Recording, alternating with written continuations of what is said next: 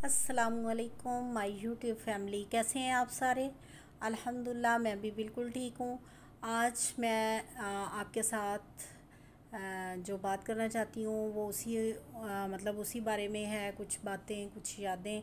लेकिन उससे पहले मैं आपसे जो बात मतलब आपके साथ करना चाहती हूँ वो ये है कि पाकिस्तान के हालात आपने देखे हैं कि बहुत बहुत ज़्यादा मतलब सैलाब की वजह से बहुत ख़राब हो गए हैं। कुछ एरियाज़ के जो लोग हैं वो बिल्कुल बेघर हो चुके हैं।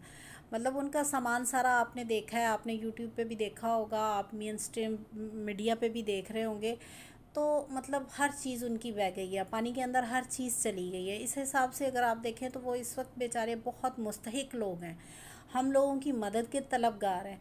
तो हमें चाहिए कि हम जितना भी हो सकता है, मतलब ये ज़रूरी नहीं है कि हम अपने घर को डिस्टर्ब करके उनको दें, लेकिन हमारे पास जितना भी हो सकता है, यहाँ तक कि एक बेड शीट ही अगर हमारे पास है ऐसी जो हम यूज़ नहीं कर रहे, तो वो उनको भेजी जा सकती है। कपड़ों में से आप जो कपड़े यूज़ नहीं कर रहे, आपके पास कपड़े एक्स्ट्रा पड़े हुए हैं, उन कपड़ों के ज़रिए से उनकी मदद की जा सकती है। इस तरह से मेरा ख़्याल आपको भी इन चीज़ों का सबका पता है और यूट्यूब पे आप जगह जगह देख रहे हैं। लेकिन मैं अपना फ़र्ज़ पूरा करना चाहती हूँ कि आपको बता सकूँ कि किस तरीके से जो हम उनकी मदद कर सकते हैं। मतलब पैसे के हिसाब से तो हम कर सकते हैं, पैसा तो आप उनको दे सकते हैं, लेकिन इसके अलावा भी अगर आपके घर में फ़ालतू चीज़ें पड़ी हैं, मतलब अगर बर्तनों में से कुछ चीज़ें फ़ालतू आपके पास हैं।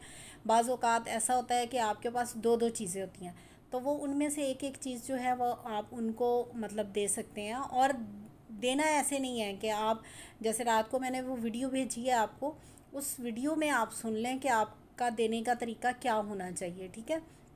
क्योंकि पाकिस्तान में आपको पता है कि दो नंबरी भी बहुत होती है। आप जिनको सामान देते हैं वो खुद से ही लेके रख लेते हैं, या अपने जानने वालों को दे के तो अपना फ़र्ज़ पूरा कर लेते हैं। तो ऐसा नहीं होना चाहिए। ये बराबरी की बुनियाद पे काम होना चाहिए और मुस्तहिक लोगों तक पहुंचना चाहिए। उसके लिए ज़रूरी है कि आप उन्हीं को दें जो उन तक रसाई रखते हैं, जो वहाँ पे पहुँचा सकते हैं। आप पहले ये इस बात का इत्मीनान कर लें, ठीक है। और घर में अगर आप कुछ कपड़े हैं आपके बच्चों के, आपके हस्बैंड्स के, जो आप लोग नहीं यूज़ करते, जो आप लोग मतलब चाहते हैं कि वो वेस्ट करने हैं या किसी को देने हैं, तो आप वो वहाँ भेज सकते हैं। मतलब इस वक्त तो वो हर चीज़ के मुस्तहिक हैं, इस वक्त हर चीज़ की ज़रूरत है उनको। बर्तन ऐसे जो आप घर में डबल डबल पड़े होते हैं, उनमें से सिंगल आप रखें और एक एक जो है वो उनको दे दें। तो इस तरह से हम थोड़ा थोड़ा करके अगर हम हर घर से मतलब एक चीज़ भेजते हैं तो अल्हम्दुलिल्लाह हम उनको स्टेबल कर सकते हैं, हम उनको स्टैंड कर सकते हैं। ये तो एक मतलब अल्लाह ताला की तरफ से भेजी हुई आफत होती है, जिसको निपटने के लिए जो है वो हमें सबको मिलके इस आफत को जो है इसका सामना करना चाहिए।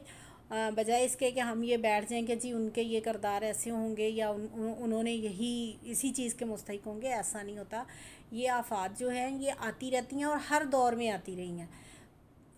हमें एज़ अ मुस्लिम ही नहीं, इंसानियत की हैसियत से भी हमें ये जो कदम है ये आगे बढ़ाना चाहिए। और मुसलमान होने की हैसियत से तो हमारा बहुत ज़्यादा फ़र्ज़ बनता है।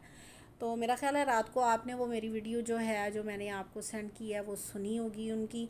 और उसमें उन्होंने सारा आपको बता दिया है कि ये किस तरह से और कैसे जो है आप अपने फ़ंड्स, आप अपनी चीज़ें जो हैं वो डिलीवर कर सकते हैं मुस्तहिक़ीन लोगों के पास। तो मेरा ख़्याल है कि आप को मेरी बात ही अच्छी लगी होगी। और कोशिश करें कि आप लोग जितना हो सकता है, जितना भी हो सकता है, कम हो सकता है, ज़्यादा हो सकता है, जितना भी हो सकता है, कुछ थोड़ा बहुत उनके लिए निकालें। तो चलें, अब मैं अपनी वो उस बात की तरफ आती हूँ जो मेरी दादी ने बहुत मेहनत की, दादा ने बहुत मेहनत की और अपने बच्चों को कहाँ तक पहुँचाया।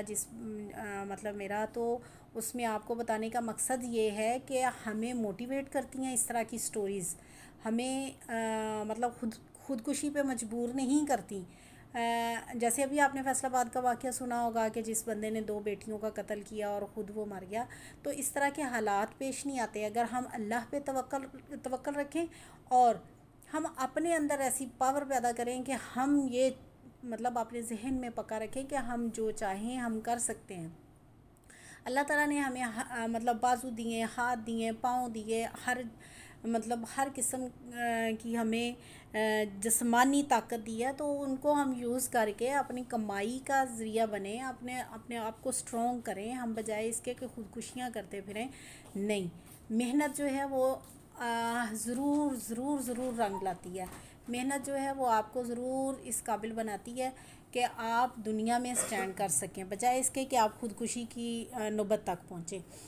तो पहले नंबर पे तो मैंने बताया था मेरे अब्बू थे, टीचर थे, आर्मी में एक प्लेयर थे।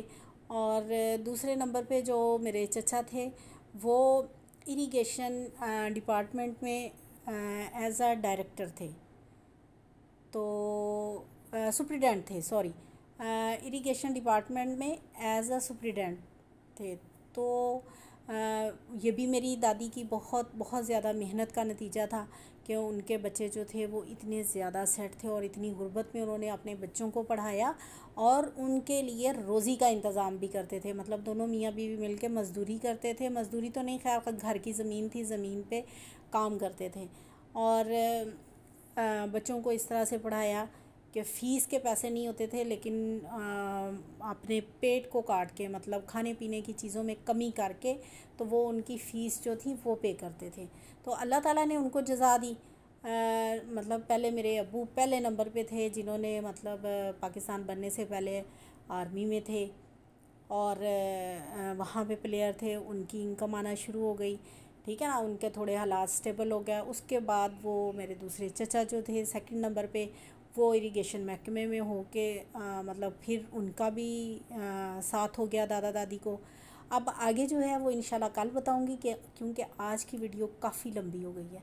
आज के लिए इतना ही काफ़ी है और इंशाल्लाह हम कल मिलेंगे।